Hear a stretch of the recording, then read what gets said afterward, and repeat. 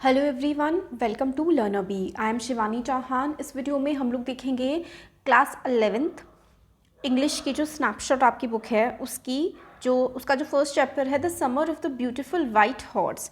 तो ये जो चैप्टर है ना, सप्लीमेंट्री आपकी रीडर है snapshot summer of the beautiful white horse, ये लिखी है विलियम सरोयन ने। और हम इसमें जो ये वीडियो है इसमें हम लोग क्या क्या देखेंगे, इसमें हम लोग देखने वाले हैं एक तो समरी, ठीक है, समरी देखेंगे और इम्पॉर्टेंट क्वेश्चन आंसर्स देखेंगे, ठीक है। Summary and important question answers हम इस चैप्टर के देखने वाले हैं। तो देखिए समरी में क्या, ये जो चैप्टर है ना, ये स्टोरी है story of two tribal Armenian boys. देखिए अर्मेनिया जो है ना वो एक देश है एशिया में, तो एशिया में देश है अर्मेनिया। उसमें जो ट्राइब है, कबीला है, ट्राइब हर देश में होते हैं, एक कबीला है जिसका नाम है गैरोघिलेनियन ट्राइब। अब ये जो ट्राइब है ना, ये कबीला काफ़ी ज़्यादा एक्सट्रीम पॉवर्टी में रहता है, मतलब बहुत ही ज़्यादा गरीब हैं ये लोग, मगर इनकी जो ऑनेस्टी है, इनकी ईमानदारी जो है ना, इनकी ईमानदारी के लिए ये लोग फेमस है। इनकी ईमानदारी का कोई मैच नहीं है, कैच का कोई मैच नहीं, इनकी ईमानदारी का, इनकी ऑनेस्टी का कोई मैच नहीं है।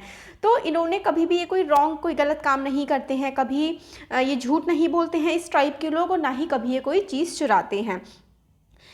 बट ये तो स्टोरी है कि भाई ये जो गैरोहेलियन ट्राइब है अर्मेनिया का, ये बहुत ज़्यादा ऑनेस्ट है बट बहुत ज़्यादा गरीब है। चाहे कितने भी गरीब हो, कभी चुराते नहीं हैं कोई चीज़, कभी झूठ नहीं बोलते हैं। पर ये दो छोटे बच्चों की कहानी है जो कि कजन्स होते हैं।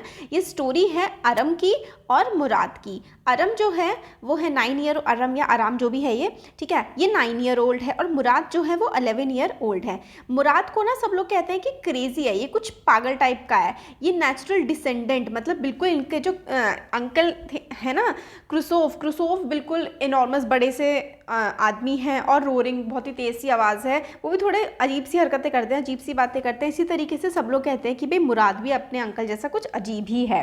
स्टोरी जो है ना स्टार्ट होती है, ये होती है कि मुराद जो है वो अरम के घर पे आता है सुबह 4 बजे, और उसकी विंडो पे खड़खड़ाता है जाके।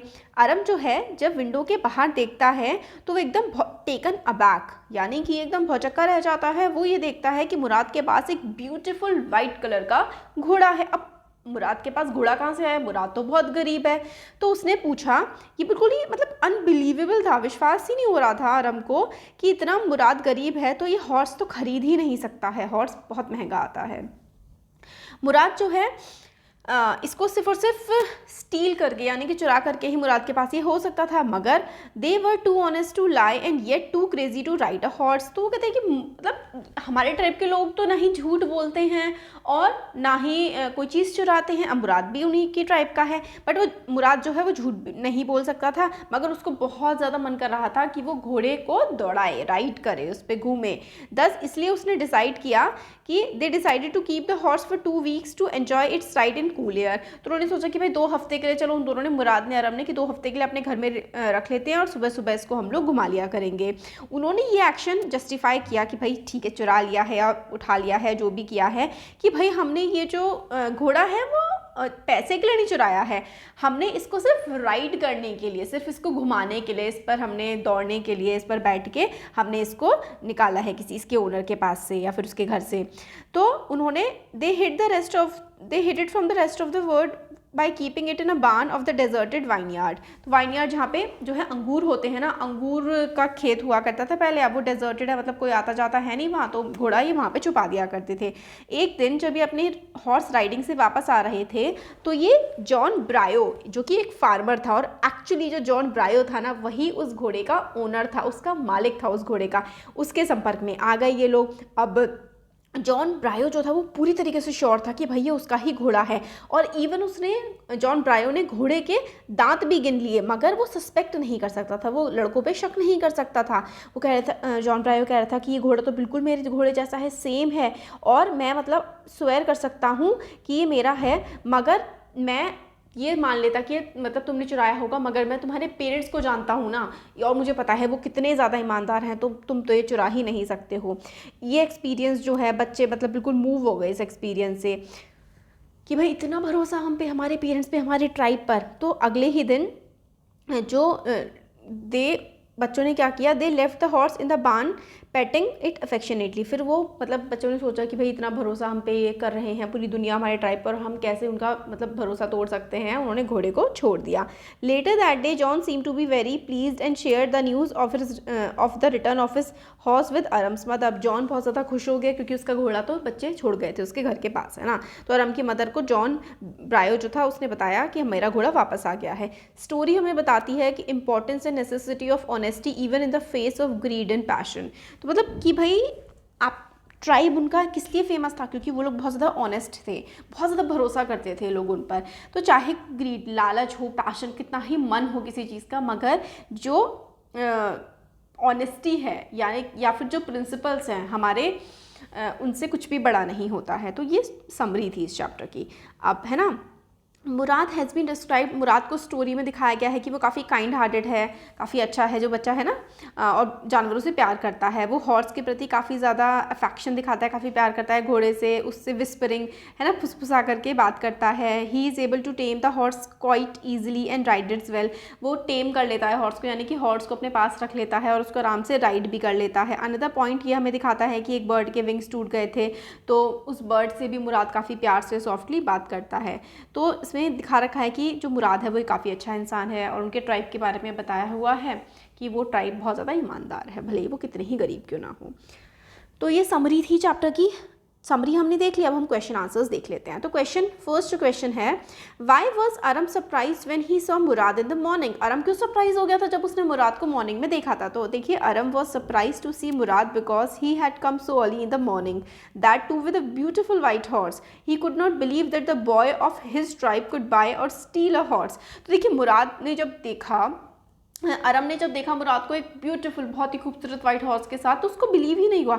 अब उसको पता था कि उनका ट्राइब बहुत ज़्यादा गरीब है, तो वो घोड़ा खरीद नहीं सकते, और उनका ट्राइब बहुत ज़्यादा ऑनेस्ट है, तो वो घोड़ा चुरा नहीं सकते। तो वो सरप्राइज हो गया था बहुत ज़्यादा, ना चुरा सकते ना खरीद सकते, तो घोड़ा आया कैसे मुराद के पास।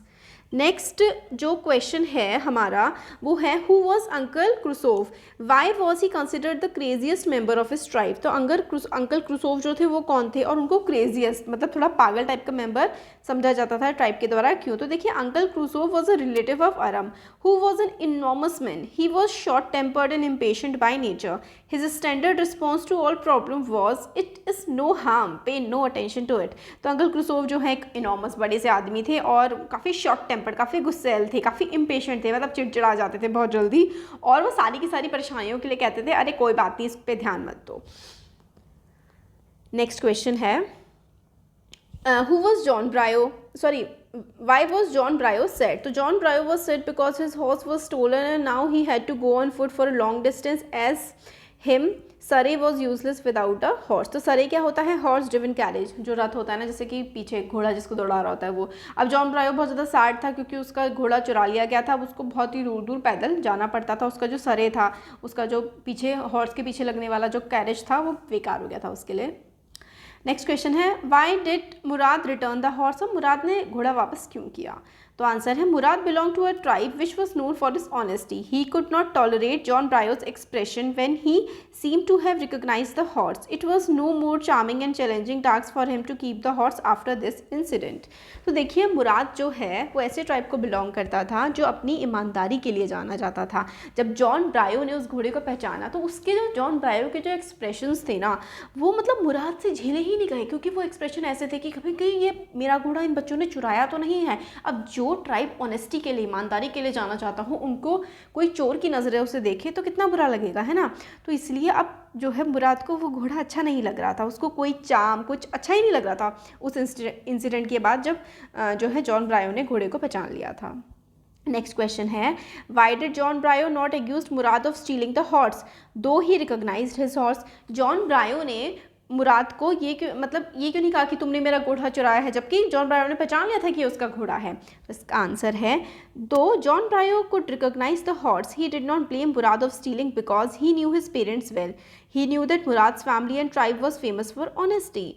तो जॉन ब्रायो ने घोड़ा पहचान लिया था, फिर भी उसने मुराद को ब्लेम नहीं किया कि उसने घोड़ा चुराया है, क्योंकि वो मुराद के पेरेंट्स को बहुत अच्छे से जानता था और उनको पता था कि मुराद की जो फैमिली है, ट्राइब है, ये लोग बहुत ही ज़्यादा ईमानदार होते हैं, तो वो चोरी का इल्ज़ाम तो उन लोगों पे लगा ही नहीं सकता था। तो ये हमने कुछ इंपॉर्टेंट्स की क्वेश्चंस देख लिए और इस चैप्टर की समरी देख लिया। अब होपफुली आपको चैप्टर अच्छे से समझ में आ गया होगा। अच्छा लगा है तो वीडियो को लाइक करिए, चैनल को सब्सक्राइब करिए, अपने फ्रेंड्स के साथ इसको शेयर ज़रूर करिएगा। Thank you.